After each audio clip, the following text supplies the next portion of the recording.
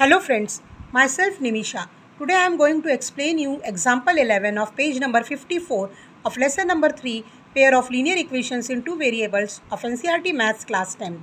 In last video, that is part 35, I had explained you sixth question of question number 3 of exercise 3.3 of this lesson. Now in this video, that is part 36, I am going to explain you example 11. So example 11 is the ratio of incomes of two persons is 9:7 and the ratio of their expenditure is 4:3. If each of them manages to save rupees 2000 per month, find their monthly incomes. ना यार example 11 जो है page number 54 पे उसमें इस तरह से दिया हुआ है कि the ratio of incomes of two person is दो जो लोग हैं टू पर्सनस हैं दो व्यक्ति उनका जो इनकम है उनका रेशियो है वो 9:7 दिया है and the ratio of their expenditure मतलब उनका जो है खर्चा है उसका जो रेशियो है 4:3 दिया हुआ है। तो जो इनकम है उनकी जो कमाई है इनकम अर्निंग है उसका जो रेशियो है 9:7 है और उनका जो खर्चा है एक्सपेंडिचर उसका रेशियो है 4:7। If each of them manages to save rupees 2000 per month, हर महीने अगर हर एक व्यक्ति उसमें से 2000 रुपये सेव करता है बचाता है तो हमें उनका मंथली इनकम निकालना है।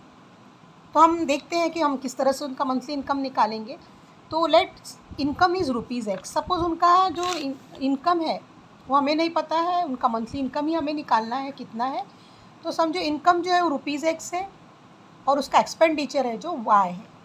अगर जो उनकी जो वो अर्न करते हैं जो उनकी कमाई है इनकम है वो X रुपीज़ है और उनका जो खर्चा है वो सपोज़ Y रुपीज़ है। Let us denote the income of the two persons by 9x and 7x। तो जो इनकम का जो रेशियो है 9:7 यहाँ दिया हुआ है तो हम इनकम 9x ले लेंगे क्योंकि x हमने इनकम को माना है और दूसरे जो पर्सन है उसका जो इनकम है वो 7x ले लेंगे and there expenditure is by 4y and 3y। जो उनका खर्चा है तो एक पर्सन का 4 है और दूसरे का 3 है तो 4:3 जो रेशियो है उसको हम y कंसिडर कर लिया हमने एक्सपेंडिचर को। तो जो फर्स्ट पर्सन का है वो 4y ले लेंगे, सेकेंड पर्सन का 3y ले लेंगे। नाउ जो सेविंग होता है वो इनकम माइनस एक्सपेंडिचर, जो हमारी इनकम होती है अर्निंग होती है उसमें से हम अगर खर्चे को माइनस कर देंगे तो हमारा सेविंग हो जाएगा। सेविंग मतलब हम कितना जमा कर पाते हैं। So since income of first person, एक पर्सन की जो इनकम है वो 9x है और उसका जो खर्चा है वो 4y है और उसकी जो सेविंग दी हुई है हमें 2000 दी हुई है। Manages to save if each of them, हर एक व्यक्ति 2000 रुपये बचाने की कोशिश कर रहा है हर महीने। तो ये फर्स्ट कंडीशन दी हुई है। तो हम जो सेविंग है वो इस तरह से हो जाएगा इनकम माइनस एक्सपेंडिचर यानी फर्स्ट पर्सन का जो जाएगा 9x, इनकम माइनस एक्सपेंडिचर जो खर्चा है 4y इक्वल टू 2000। तो फर्स्ट कंडीशन हो जाएगी।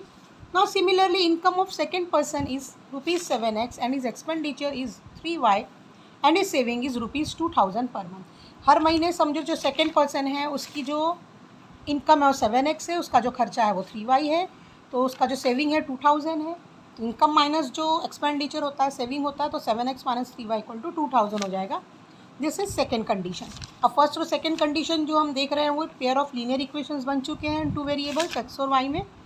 तो 9x minus 4y equal to 2000 ये जो है पहली कंडीशन है, 7x minus 3y equal to 2000 ये दूसरी कंडीशन है। तो ये पेयर ऑफ लीनियर इक्वेशंस बन गए हैं।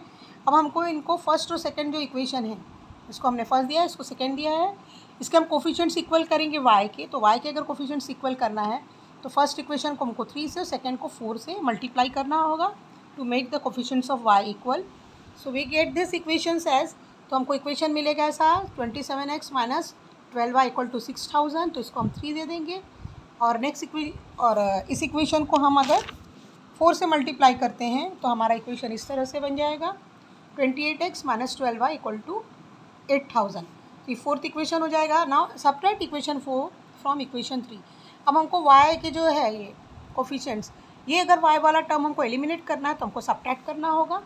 तो हम 27x minus 12y equal to 6000 तो इसको सब्ट्रैक्ट करेंगे तो यहाँ माइनस आ जाएगा 28x minus 12y equal to 8000। तो ये प्लस का माइनस हो जाएगा, ये माइनस का साइन प्लस में कन्वर्ट हो जाएगा और यहाँ कुछ नहीं मतलब प्लस है तो माइनस में कन्वर्ट हो जाएगा। तो ये कैंसिल हो जाएगा प्लस माइनस, तो ये माइनस x हो जाएगा, यहाँ माइनस यहाँ प्लस इसलिए कैंसिल हो जाएगा। तो minus x equal to minus 2000 इसलिए x इक्वल टू 2000 हो जाएगा। तो x इक्वल टू जो 2000 है ये है जो हो जाएगा ये इनकम, क्योंकि हमने एक्स को इनकम रखा है, तो उनकी जो इनकम है वो 2000 रुपये हो जाएगी, 2000 रुपीज़ जो हो जाएगी एक्स की वैल्यू हो जाएगी।